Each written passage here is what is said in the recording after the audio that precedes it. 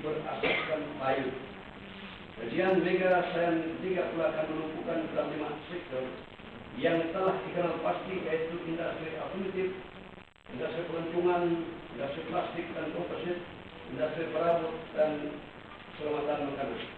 Kajian ini adalah bagi menilai bagaimana bentuk risiko dan sumbangan sains bagi sektor yang telah dikenal pasti kepada negara Malaysia kepada negara. Manakala program MCY 2014 akan memberi tumpuan khusus pada aspek pengemasan produk, penyelidikan dan pembangunan ataupun R&D dengan secara sekurang-kurangnya 60 produk R&D dihasilkan setiap tahun hingga 2020.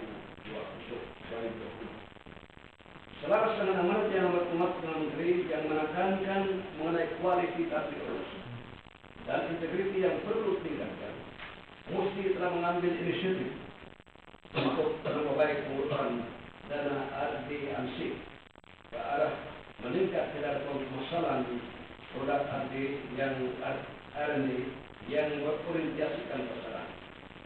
Tuan-tuan dan puan sekalian, bagi memantapkan fungsi dan peranan Musti selaku peneraju agenda SDI negara, beberapa dasar dan rang undang-undang sedang diubah dan juga ditambah baik. Antaranya dasar angkasa negara, dasar pula negara, dasar nanoteknologi negara, rang undang-undang tenaga atom, rang undang-undang sains, rang undang-undang Malaysia Board of Technology ataupun MBOT dan akta ini. Saya berharap semua pengukuran dasar dan pilihan akta tersebut dapat diselesaikan dalam tahun ini.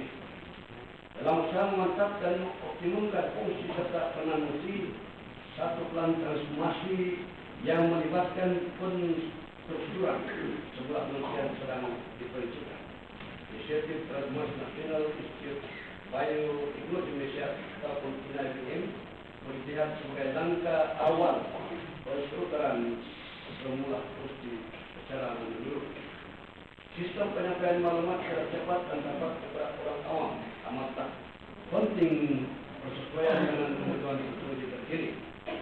Sebagai kemudian yang menyediakan keselamatan saintifik seperti analisis forensik, sistem amaran awal tsunami, ramalan cuaca dan remote sensing, memberikan berterusan dalam meningkatkan penggunaan teknologi dan kesegaran adalah penting. Ini bagi meningkatkan kecakapan, pengurusan sumber dan bencana dalam menjamin keselamatan, kesehatan dan kesejahteraan rakyat. Sebagai contoh, kerajaan telah memutuskan supaya Musti meningkatkan ketetapan ramalan cuaca serta mengambil inisiatif dalam meningkatkan kesadaran awam mengenai kepentingan ramalan cuaca dalam aktiviti harian. Para hadirin sekalian, negara kita sedang giat membuat persediaan memasuki fasa rancangan Malaysia 11 yang merupakan rancangan pembangunan terakhir sebelum kita mencapai wawasan 2020. Untuk pengetahuan bersama, pengumuman rancangan Malaysia 11 sedang disediakan di mana setiap kementerian dan daki untuk memberikan input yang berkaitan dengan